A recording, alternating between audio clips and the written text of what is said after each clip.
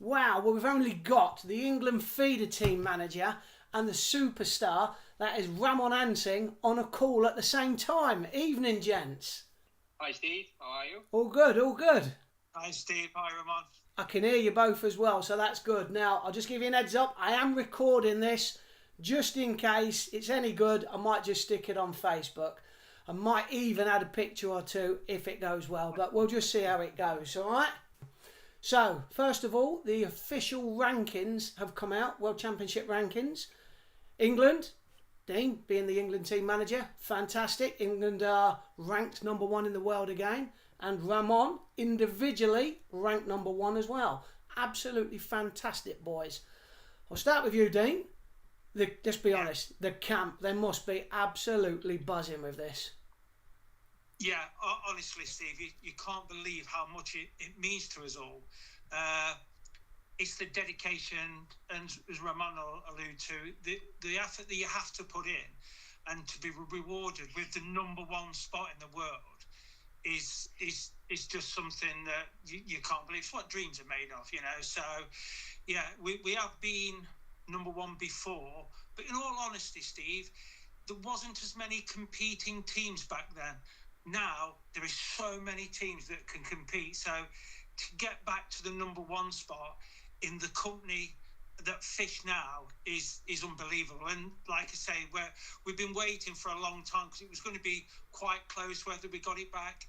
When I took over, it was one of the things that I just wanted to be number one. You know what I mean? So no, it's absolutely brilliant, honestly. Brilliant. Well, for me, it's not just the fact that there's a lot more teams now. It's the fact how good these teams are. They are improving year upon year. I mean, I've been lucky enough to see this firsthand the last 3 years. And wow, it's almost a level playing field regarding skills. It's really good to watch. But I suppose for me, it's consistency. Now, the different venues that the team have faced, well, they've been so adverse, from lakes to rivers to big, powerful rivers. You must have been met with some challenges along the way, Dean. Definitely. And you like Lithuania, very fast river, different kind of species. Spain, the year before, a river full of absolute more like a commercial. So you're faced with totally different situations, and to get it right over so many years is a testament to how hard all the lads put the work in. Yeah, but it's not just the venues. I mean, these are species as well that we don't often fish for, like Carasio, like catfish. I mean, tell us a little bit about that, Dean. Well, Carasio, people seem to think they're like an F1. They're absolutely nothing like it. They feed spasmodically. Sometimes you can catch one a chuck, sometimes you can't catch one. And then you go down, so let's look at catfish. Three different kinds: channel catfish, Welsh catfish, poisson chats, all different fish in all different areas. And one thing that always surprises me is when you do go to these hot countries, the fish respond differently. You can have a bright, hot, sunny day and you catch loads of skimmers. Back home, you won't get a bite. But it's so different when you're abroad. Their climate is totally different. So there's lots to take in, and so far we've been up to the task. Yeah, I mean, this year when we were in Lithuania, we had 5 times Alan Scott on with us, and that was one of the things he said, that this country, the bream don't feed when it's flat and hot, but in Europe it seems to activate the fish and they want to feed. It's quite strange. It is. It's really difficult. And look at Lithuania, for example. The first 4 days was in our raincoats, 4 degrees. The match came at the weekend, 26 degrees. So there's lots of things to contend with. The fishing is probably the easiest part. It's all the conditions and how you get there that's the most difficult part. Now, one of the big talking points this year was how you actually picked the team. You actually chose the team. So you brought a new guy in. You brought Tom Noten in. Brilliant angler. I fished with him on the Trent. Brilliant angler. But you actually chose the team this year before you went out. Do you want to, I mean, obviously it worked, but do you want to talk how your thinking was behind that? Well, see, I'll always back my guys. I think I've got 6 of the best feeder anglers in the world. And the problem is they all want to fish. So I took away the challenge of having to drop one person. So I picked the 5 lads. Tom came out as the 6th man. He understood. I took Tom to one side and explained to him what we're trying to do.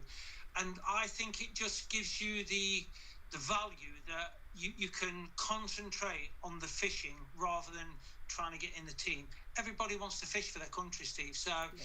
I think I've took that away, and it definitely paid dividends. The guys were very, very. There was just more calm, and we fished the venue. We because we had the freedom that wasn't the pressure of getting into the team. They felt the venue. They felt the venue every single day, and as Ramon will tell you, it changed all the time.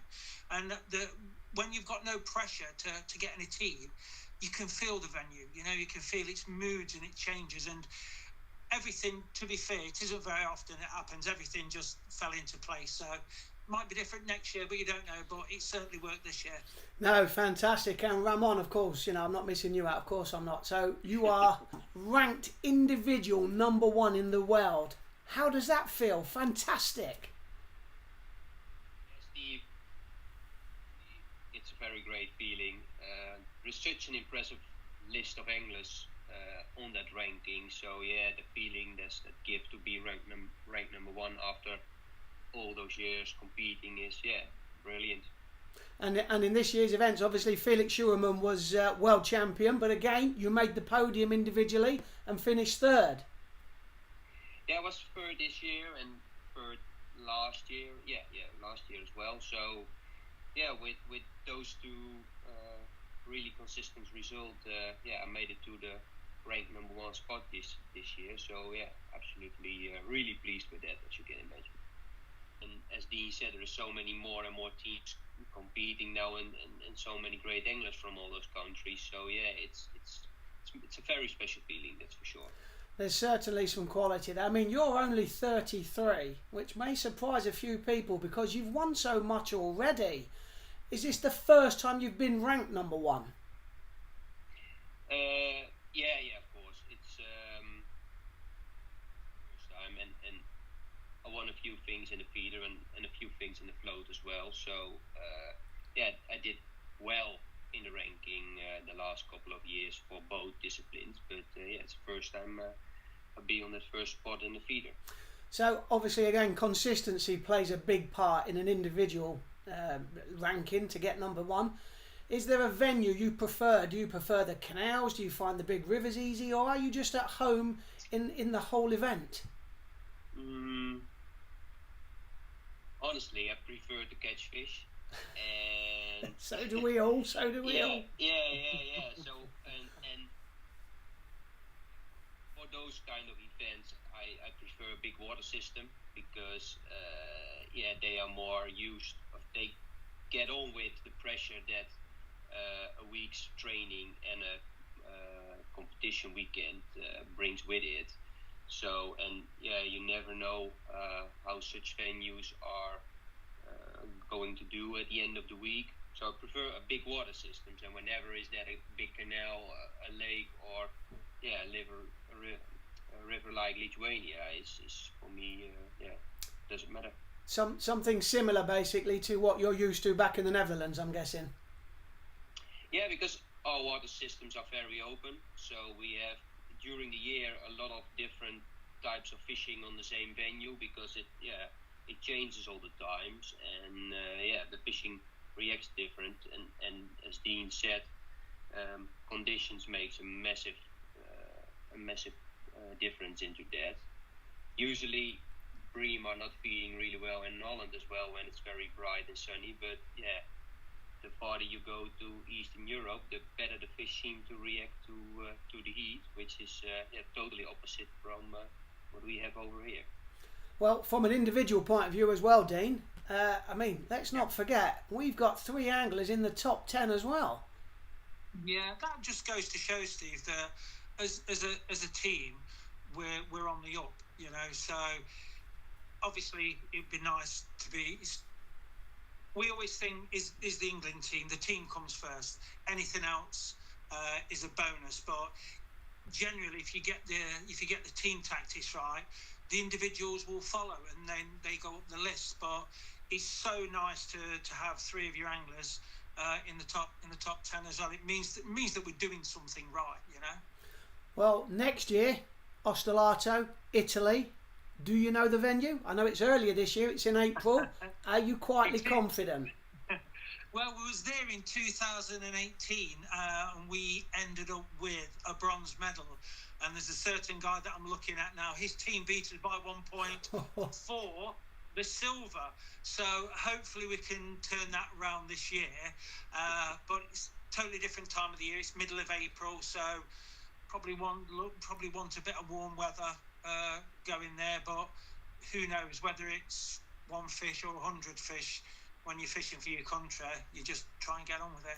I know I will be asked, Dean, and if you can tell me, if you can't, it doesn't matter. Will you be picking the team early, like this year, or will it be run differently? What's your views on that?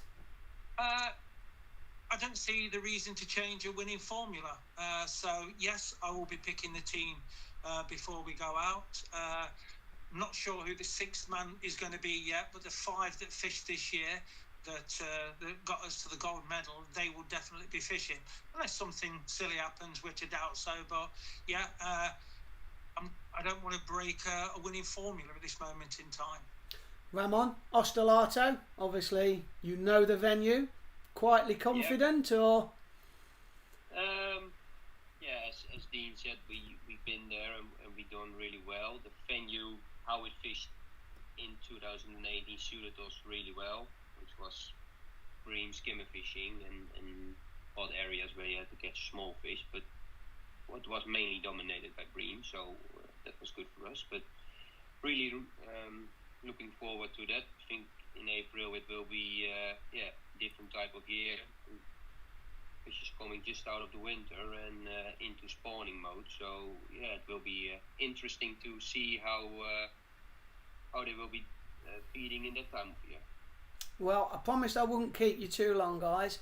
Really appreciate this today. Massive congratulations from, I know, all of the UK. I know probably some of the Europe as well, and especially from Drennan ourselves. England ranked number 1. Ramon Ansing, individual number 1. Congratulations, guys. We will be out there filming the 2026 World Championships next year in Italy. We wish you both all the best, and thanks for joining this call. Excellent. Thanks a lot, Steve. Take it easy, Ramon. See you on the battlefield next year. Thank you, guys. Steve. Thank you, Dean. See you later, boys. Bye. Cheers. Bye-bye.